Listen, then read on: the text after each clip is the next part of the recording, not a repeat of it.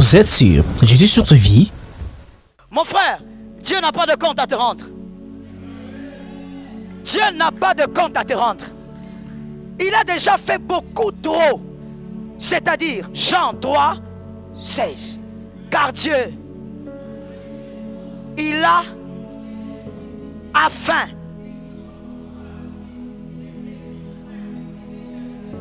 Il a trop donné. Il a quitté son trône, il a pris le corps haineux d'un être humain, il est entré dedans et il a commencé à agir sur la terre dans un temps limité. Le maître du temps a commencé à être géré par le temps. Il a trop donné, il n'a pas de compte à te rendre. Non, comment lui est béni? Il ne prie pas comme moi. Toi, tu pries comment? Toi, tu pries comment? Dis-moi. Pourquoi tu penses que tu pries beaucoup? As-tu déjà fait des prières? Mon frère, arrête de faire semblant. Tu n'es même pas au prélude de la prière. Est-ce que quelqu'un m'entend bien? Il y a des gens qui se sont mis à genoux. Ils ont commencé à prier à 6 heures du matin. Lorsqu'ils ont dit Amen, c'était le jour suivant. Toi, tu n'arrives même pas à rester debout. Quand tu es debout, tu enlèves un talon. Un talon s'enlève. Tu soulèves le pied. Quand tu soulèves, tu descends jusqu'à ce que tu vas te coucher. Et tu dis, moi je prie beaucoup. Comment la sœur là, elle est qui? Elle a l'air d'une païenne. Pourquoi Dieu l'a visitée? Dieu est libre de bénir Agar. Oh, guéris dans ton cœur au nom de Jésus. Si tu ne supportes pas la gloire d'Agar, le mois d'octobre sera un slogan. Tu dois supporter que l'autre ait ce que toi tu n'as pas. Oh mon Dieu. On prend Agar, on ramène Agar. Sarah, tu dois voir. Avec toute ta gloire, d'une belle femme, d'une femme d'alliance, tu dois voir ça. Est-ce que quelqu'un m'entend? Il faut que tu sois capable d'accepter qu'une païenne comme Agar peut recevoir facilement ce que toi, un fils d'alliance, tu ne reçois pas. Dieu est libre de donner la vie aux païens. Il est libre de donner aux païens ce que tu n'as pas. Dieu est libre. Mais toi, tu dois être capable d'accepter ça. C'est-à-dire avoir la vision de Dieu. C'est que Dieu béni te donne la joie. Dieu ne te bénit pas d'abord pour je ne veux pas dire pour te faire plaisir, mais Dieu ne te bénit pas d'abord pour satisfaire tes besoins. Dieu te bénit pour faire de toi un modèle. Est-ce que quelqu'un m'entend? Dieu te bénit pour faire de toi. Allez-y, imaginez Sarah qui maltraite Agar parce qu'elle a trop mal. Mais regardez ce que Dieu a fait à Sarah. Mon Dieu, Dieu est terrible. Oh, je dis à quelqu'un, Dieu est redoutable. Sarah rentre, Agar plutôt, elle rentre. Et Sarah est obligée de vivre avec elle. Des fois, Sarah a des malaises, Agar a des malaises. Elle veut vomir. Sarah doit courir pour prendre la serpillière. Oh my God. Une esclave. Des fois, Sarah dit, je n'arrive pas à dormir, j'ai mal au dos, j'ai mal au dos. Et Sarah doit masser le dos de Agar. Une païenne. Et elle, c'est la femme d'un homme d'alliance. Dieu a marché avec eux. Mon frère, Dieu bénit qui il veut. Tu dois accepter que Dieu est passé par là. Ce qui me choque aujourd'hui, parce que oui, ça m'arrive aussi d'être choqué. Ce qui me choque, c'est que les chrétiens, nous sommes devenus un peu plus aigris même que les païens. That is so sad. Les chrétiens, oh mon Dieu, on est devenus plus aigris que les païens. Le païen peut voir son collègue de service être promu. Oh, il dit, oh, félicitations mon frère. Que Dieu t'aide, que ce travail se passe bien. Mais le chrétien sera là en train de dire, pourquoi? Comment? Avec tout ce que moi je suis, qu'est-ce que tu es? Avec toutes les années que je fais à l'église, qui t'a dit qu'on donne un brevet pour ça? Qui t'a dit même qu'il y a une onction bonus pour ceux qui ont duré à l'église? Il n'y a pas d'onction bonus. Il n'y a pas un ange spécial pour ceux qui ont traîné à l'église. Nous autres, on a dormi à même le sol. On a dormi ici, nous autres. Oh là là. Comment ces frères peuvent être bénis? Oui. Tu dois accepter le fait qu'il est béni. Même s'il n'est pas meilleur que toi, il est béni. Si tu n'acceptes pas ça, les chrétiens, tu viens à quelqu'un, on est en train de bénir un mariage, mais il y a des gens dans la salle qui boudent, qui gonflent. On va lever la main pour bénir les mariés. Donc un doigt, c'est la dimension de la bénédiction que lui lance. Le problème c'est quoi? Cette fille-là, cette fille ne peut pas se marier. C'est parce que le garçon ne la connaît pas. Cette fille, moi j'ai grandi avec elle. Ma soeur, laisse un peu le passé là où il se trouve. Donne-moi un amen normal. Donne-moi un amen normal. Laisse-nous tranquilles avec le passé. Nous sommes dans le présent. Et nous nous focalisons sur l'avenir. Ne nous embrouille pas dans le passé. Est-ce que quelqu'un m'entend? Oui, toi tu as toujours été là, tu as toujours été calme. Toi tu as décidé, depuis que tu as eu tes 45 ex, tu as décidé de ne plus en avoir. C'est bien. Tu as fait des années où tu n'as plus eu d'ex. Et celle-là, elle avait une vie bizarre, mais tu as appris qu'elle va se marier. Dieu veut que tu voies ça. Tu dois pas supporter, tu dois accepter. Si tu n'acceptes pas, tu n'auras aucune fertilité. Dieu ne te bénira pas. Tu viendras tous les dimanches, mais finalement ces pasteurs-ci, ils nous disent des choses qui n'arrivent pas. Non monsieur, ce n'est pas que je te dis des choses qui n'arrivent pas. C'est toi qui n'arrives pas à avoir un cœur droit. Tu n'as pas un cœur droit. Si tu as un cœur droit, tu feras la fertilité. Dieu ne bénit pas les paroles. Dieu bénit le cœur. Dieu bénit le cœur. Lorsque ton cœur est disposé, lorsque ton cœur est rempli de bonté, Dieu visite ton cœur. Est-ce que quelqu'un m'entend bien? Je veux même dire à quelqu'un une chose importante, comme toutes les autres d'ailleurs. Lorsque tes larmes coulent dans la présence de Dieu, Dieu n'exauce pas tes larmes. Dieu exauce ton cœur qui évolue positivement.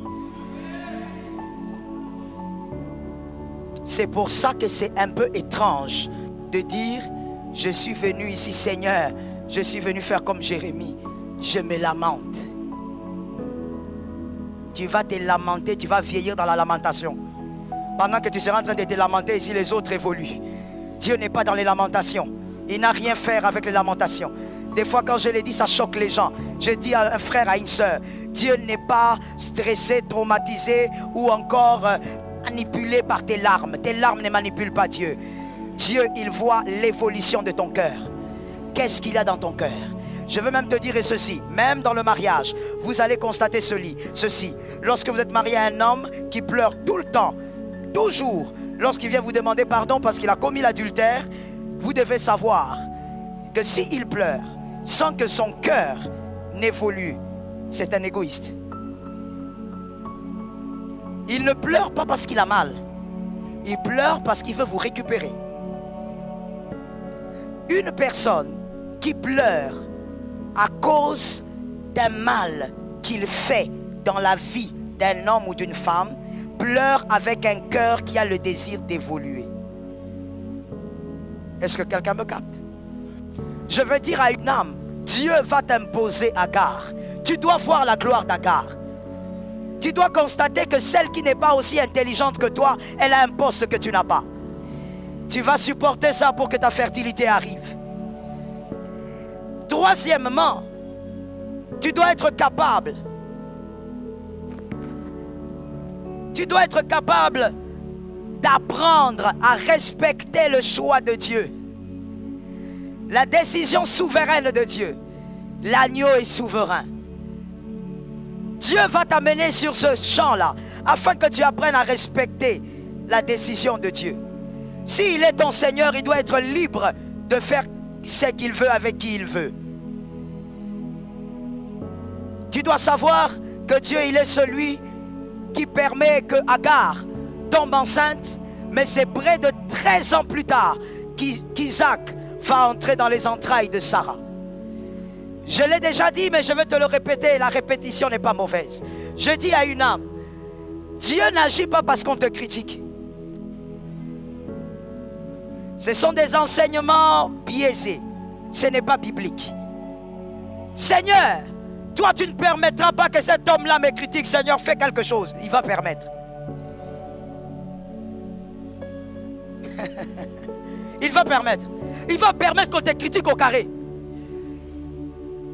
Il va permettre qu'on te critique jusqu'à lessiver tes vêtements. On va lessiver ton nom. On va te critiquer toi, ton grand-père, ton arrière-grand-père.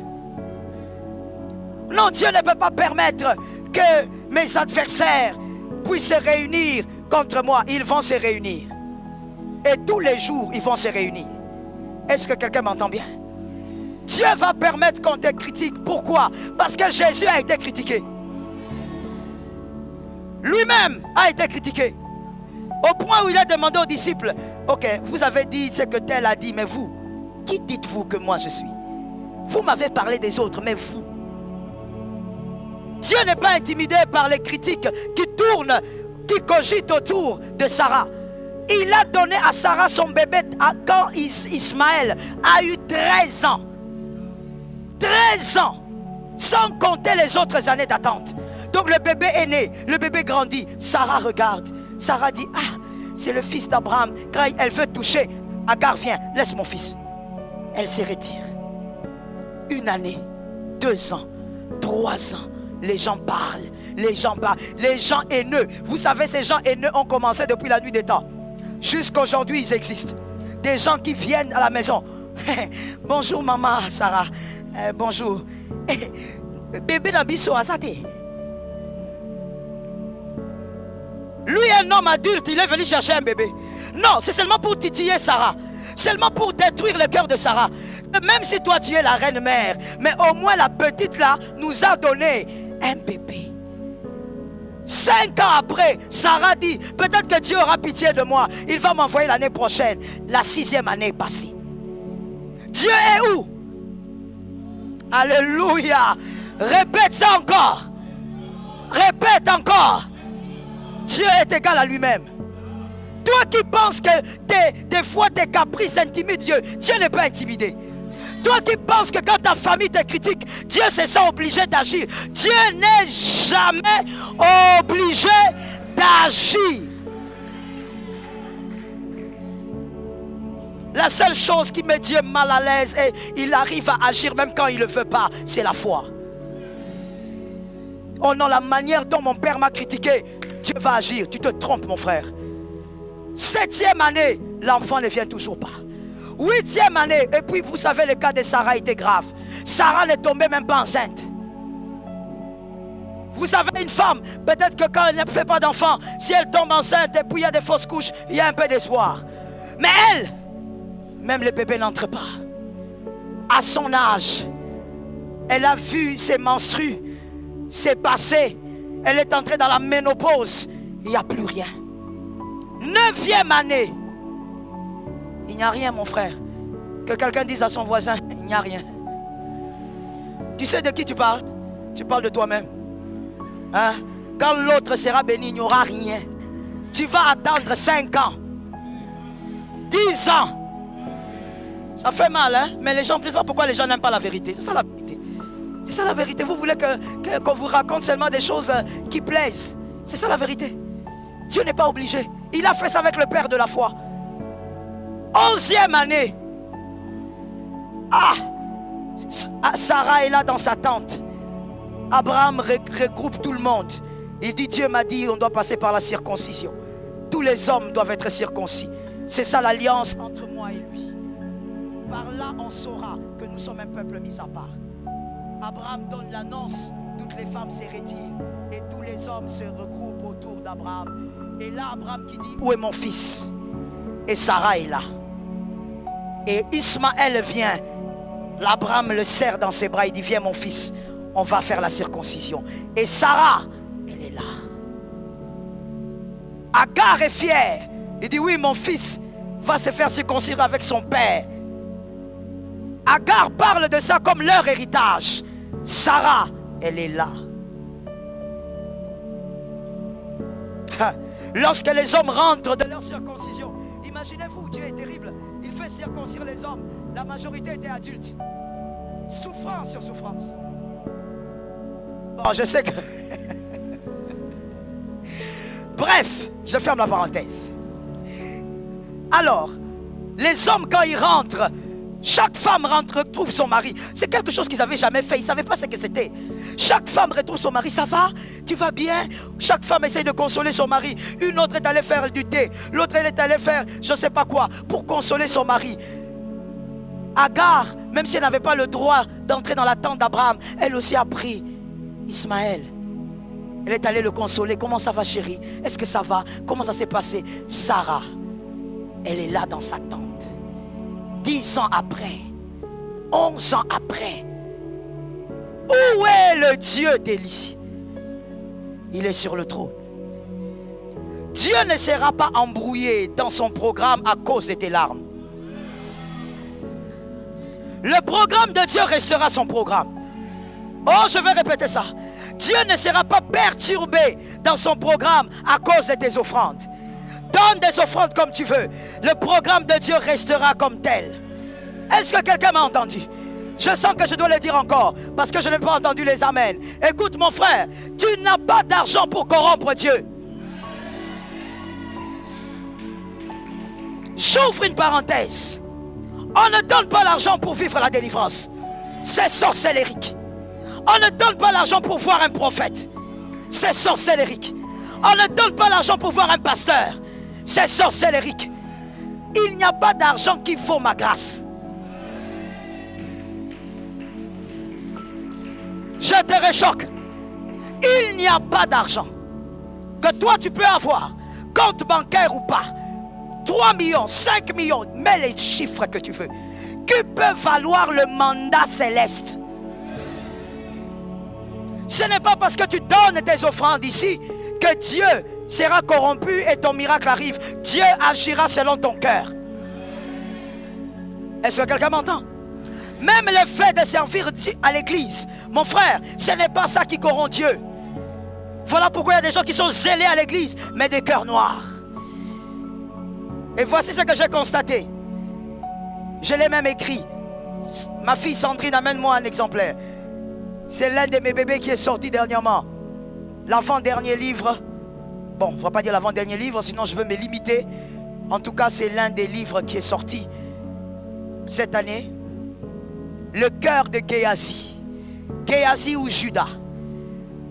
J'ai l'habitude de dire, la plupart des gens qui servent Dieu autour des hommes de Dieu ne changent pas. Ils ont des cœurs noirs. Je me suis dit en écrivant ces livres qu'il peut avoir plusieurs raisons. Mais l'une des grandes raisons, c'est la proximité. Comme tu sers l'homme de Dieu ou une servante de Dieu de près, tu sais voir ses faiblesses. Tu sais voir quand elle rit ou il rit aux éclats. Tu sais voir quand il mange. Ça crée la cécité. Au point où tu deviens incapable de vivre la transformation au niveau de ton cœur. Est-ce que je peux choquer? Est-ce que je peux choquer? Que ton papa, ou je veux dire que ton pasteur, si c'est un homme, qu'il soit ton père, mais pas ton ami. Oh, je veux le dire. Qu'il soit ton père, mais pas ton ami. Venez Sandrine, je vais vous utiliser. Cette affaire-là, où tu as ton père spirituel, où tout le monde, on appelle daddy.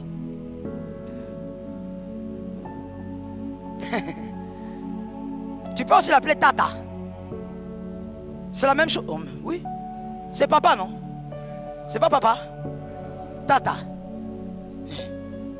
Mais non, le dadisme. Daddy. Mon daddy. Mon petit daddy. C'est ce qui a fait que quand il parle, tu ne vis plus rien. Je ne dis pas qu'il ne faut pas avoir une certaine intimité avec ton père spirituel. C'est important. Mais tu dois toujours rester équilibré dans tout ce que tu fais. Sinon, tu vas perdre l'aspect de la grâce. Il sera pour toi un papa poule au lieu d'être un homme de grâce. C'est important que de savoir, mon frère, que les gens qui travaillent, pas toi Sandrine, hein? In the name of Jesus, le feu sur toi. Les gens qui travaillent autour des hommes, je vous dis la vérité. Oh oui, permettez-moi de le répéter encore aujourd'hui. Moi je suis né dans l'église. Toute ma vie c'était l'église. Quand je dis toute ma vie, ça veut dire j'ai grandi avec des parents chrétiens et on servait Dieu depuis tout petit. Je connais l'église, mon frère. Je connais les bizarreries de l'église. Les gens qui sont autour d'hommes de Dieu, qui servent autour d'hommes de Dieu, ils ne changent pas. Leur cœur reste noir. Toujours là, quand il faut donner un carnet à maman, donne comme tu donnes. C'est comme ça, toujours. Mais le cœur, tu verras que ce sont les personnes qui font le plus mal au dehors. C'est eux qui détruisent des fois même l'église. Comment expliquer? Mais parce que justement, ils se sont habitués avec la chose avec laquelle on ne s'habitue pas. Ton cœur doit évoluer selon l'onction du Christ. Que ton cœur n'évolue pas selon un homme. Est-ce que quelqu'un m'entend? Géasi ou Judas, c'est-à-dire ton cœur est lequel? Tu as le cœur de Géasi ou le cœur de Judas?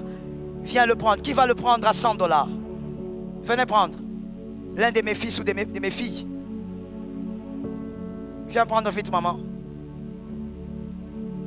Maman, tu vas donner ça à Sandrine, pas à moi. Que Dieu te bénisse. Le cœur ne change pas.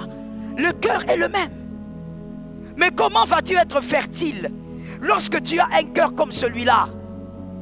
Tu as mal quand l'autre, on t'annonce qu'il a voyagé. Tu commences à critiquer son billet. Oh yes, mon fils, je sais de quoi je parle. Je sais de quoi je parle. Je ne vis pas au ciel, je suis encore ici. Tu critiques même son billet. Oh, lui, il a attendu la période basse pour acheter le billet moins cher. Mais c'est que c'est un homme intelligent. Il économise son argent. L'argent ne se ramasse pas. Que Jésus fasse de toi un homme intelligent. Que Jésus fasse de toi un bon économe. Mais c'est bien. Il a bien réfléchi. Regardez comment nous les chrétiens nous sommes devenus. Toi tu n'es jamais allé à Brazzaville ici, même en nage. Mais tu vas critiquer l'autre. Oh tu sais, Yannick est allé à Dubaï. Ah quel Dubaï?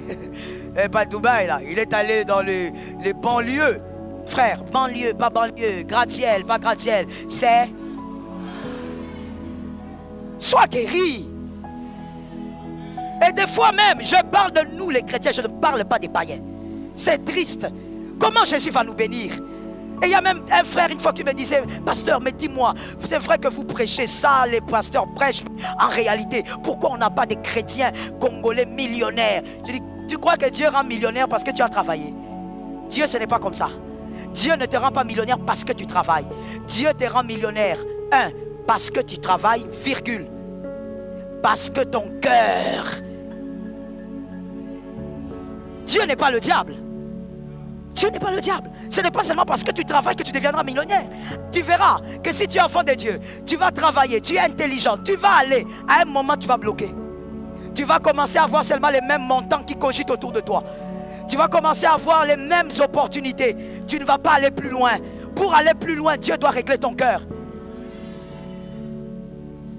On se plaint de Dieu, on se plaint de notre identité de chrétien, par rapport même à nos vies, par rapport à nos finances. Mais le cœur, Dieu bénit le cœur.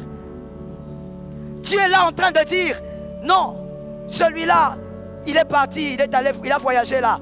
Bon, nous on a fait ça plusieurs fois dans la vie. Hein. Moi quand j'avais 2 ans, j'étais parti en Europe, et je suis revenu à 10 ans. Mon frère, tu nous parles de quoi? Quand tu avais 2 ans. Tu te rappelles même plus de là où tu étais. Mais ton problème seulement c'est que tu veux dénigrer la grâce de l'autre. Il y a même des gens qui sont ici, je sais que Dieu ne ment pas.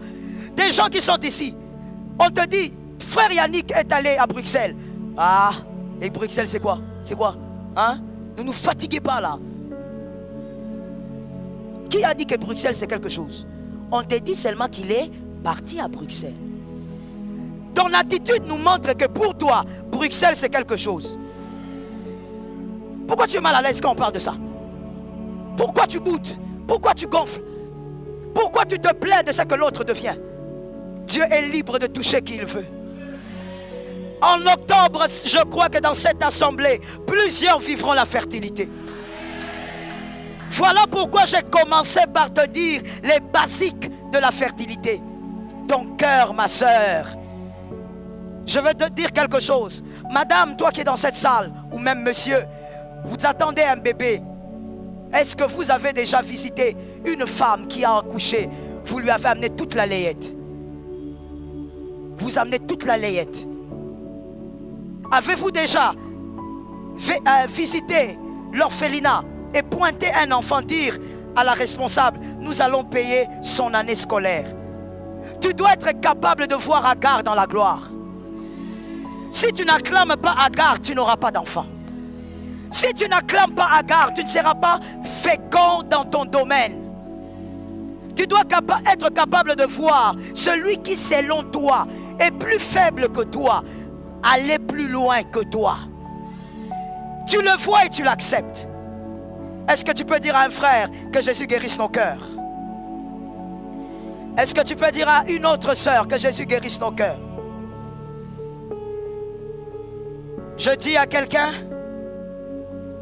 le Seigneur, des fois quand il rabaisse, c'est pour que lorsque tu es en bas, que tu apprennes que tu dois respecter ceux qui sont en bas et ceux qui sont en haut.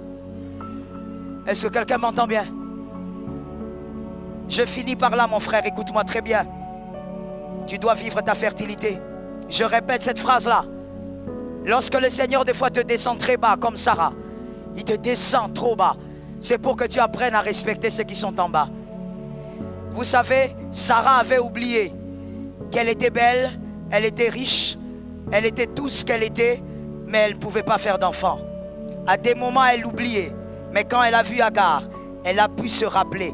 Elle n'a pas pu oublier pendant une minute qu'elle a tout ce dont elle rêve, sauf un enfant. Elle n'a pas oublié ça. Sarah, avant même de tomber enceinte, ne pouvait plus mépriser une femme stérile. Parce qu'elle a été en bas. Il y a des gens malheureusement qui ont grandi d'une certaine manière. Lorsque tu grandissais, on ne t'a pas appris que le lavandier est une personne. Je sais ce que j'ai dit. Je sais ce que j'ai dit. Et je sais à qui je m'adresse. On ne t'a pas appris lorsque tu grandissais que la bonne là, c'est une maman. Voilà pourquoi aujourd'hui quand tu entres dans les supermarchés, tu ne salues pas le vigile. Tu passes. Pourquoi? Parce que toi tu as grandi. Tout celui qui sert les autres est inférieur. Il est quasiment comme un animal. Tu n'as rien à lui rendre. Voilà pourquoi aujourd'hui, on a des jeunes gens. Tu entres, tu vois une maman en train de nettoyer les toilettes, et à peine que tu la regardes. Tant que tu es comme ça, Dieu va te rabaisser encore. Dans le parcours de la vie, il va te descendre encore. Oh oui, mon frère, même si tu montes un moment, il va te descendre. Parce que tu dois apprendre que tout être humain mérite respect et honneur. Regarde le type d'homme grand, de femme grande, d'homme fécond, de femme féconde que Dieu attend pour ce mois d'octobre et pour l'année. C'est le type de personne, même dans les hauteurs, il respecte tout le monde. Il honore tout le monde. Même le plus petit qui passe, il peut le saluer avec respect. Il peut regarder un Kuluna, il dit bonjour. Tu as vu comment tu m'as regardé? L'un de mes beaux-frères qui vit en Côte d'Ivoire avait fêté son anniversaire dernièrement quand j'étais là-bas. Et à l'église, moi j'ai pas pu être là, j'étais à mon programme. À l'église, il a été étonné lui-même, il est pasteur.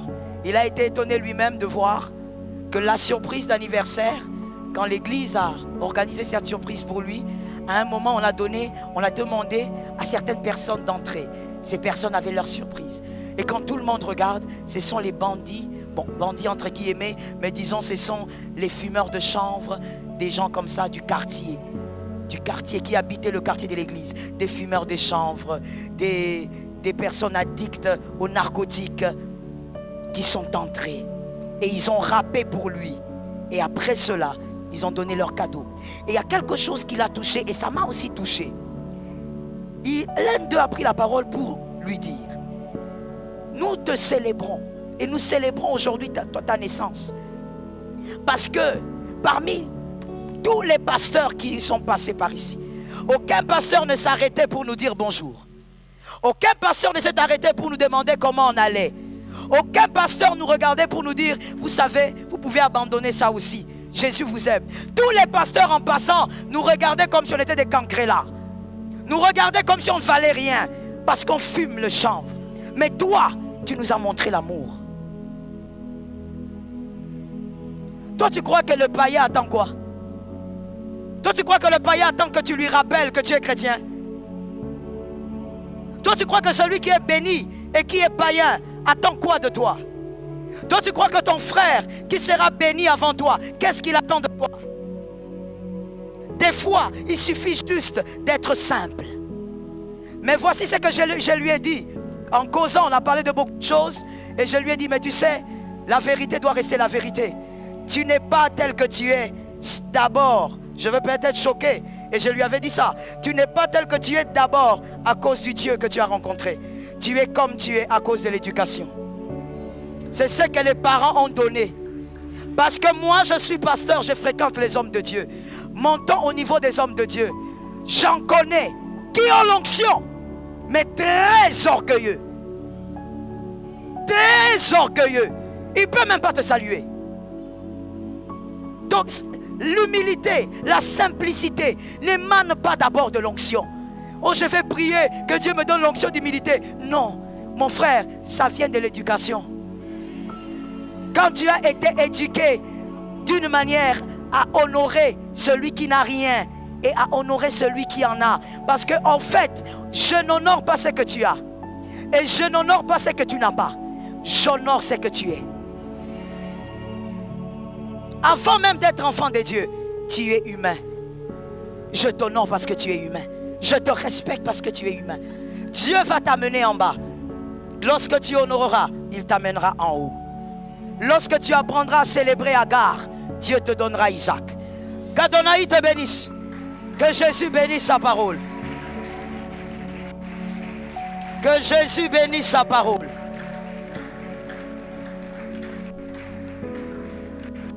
Tiens-toi debout de là où tu es, s'il te plaît. Nous allons recommander ce matin nos cœurs à Dieu. Nos cœurs. Ce matin, nous ne disons pas au Seigneur, donne-nous. Seigneur, j'ai besoin. Non. Ce matin, Seigneur, guéris mon cœur. Mon cœur est hypocrite. Mon cœur est jaloux. Les gens ne le savent pas parce que je sais faire semblant. Mais mon cœur a de la haine envers ceux qui évoluent mieux que moi. Mon cœur a mal lorsque je vois mon frère avec quelque chose que moi je n'ai pas. J'attends les bien-aimés qui sont assis. Ce matin, tu vas prier pour ton cœur. Et s'il te plaît, ne prie pas pour ton cœur comme tu l'as fait hier. Prie avec un peu plus de conscience aujourd'hui. Que ta main soit levée légèrement, s'il te plaît. Je ne veux pas te donner les mots. Tu connais quel type de vice loge dans ton cœur? Parle à Dieu. Recommande ton cœur entre les mains du Seigneur. Alléluia. Saint-Esprit. Shabbat.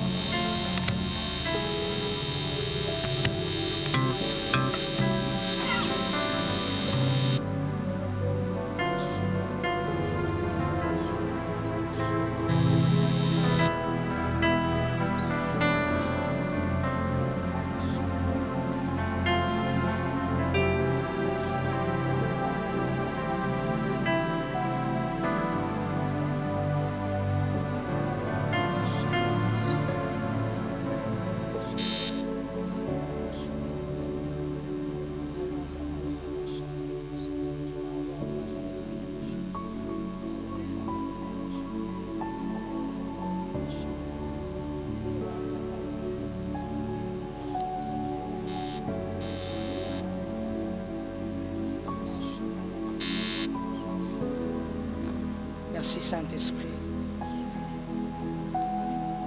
Merci Saint-Esprit. Lève ta main droite s'il te plaît. J'entends les Saint-Esprit nous donner un ordre. Lève ta main s'il te plaît. Nous allons obéir à ce que le Saint-Esprit nous demande de faire.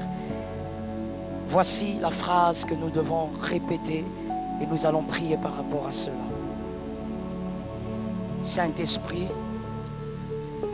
Saint-Esprit, Il y a un vice, il y a un mal qui ne quitte pas mon cœur. Depuis toutes ces années, ce mal ne quitte pas mon cœur. Les hommes ne le savent pas. Mais toi, tu sais. Délivre mon cœur. Je te demande de guérir mon cœur. Sors ce mal de mon cœur. Commence à prier. Toi, tu sais de quoi il s'agit avec précision. Oh mon frère, plus de conscience. Plus de conscience. Ma sœur, prie sans hypocrisie. Vois le mal qui a fait des années dans ton cœur. Si tu peux le citer, cite-le dans la présence de Dieu. Je puis tout par celui qui me fortifie. Saint-Esprit, Saint-Esprit, je puis tout par celui qui me fortifie. Saint-Esprit, ô Saint-Esprit, Seigneur, sors le mal de ce cœur. Sors le mal. Jésus, donne-moi la victoire. Marabashata. J'ai essayé, je me suis battu par moi-même, ça ne marche pas. Délivre-moi. Jésus de Nazareth. Jésus de Nazareth. Jésus de Nazareth.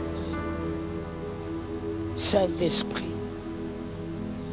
je te supplie, Seigneur, de guérir mon cœur. Saint-Esprit, que le diable ne se réjouisse pas de ce qu'il y a là-dedans. Que le diable ne se réjouisse pas de ce qu'il y a. Shamaraba setebai shetenos. Rabba shatayabam. Yera zakayam. Shataya rabba shete. Yera zakayaba shete. Yera satayababa shete. Vous êtes sur Jésus sur ta vie?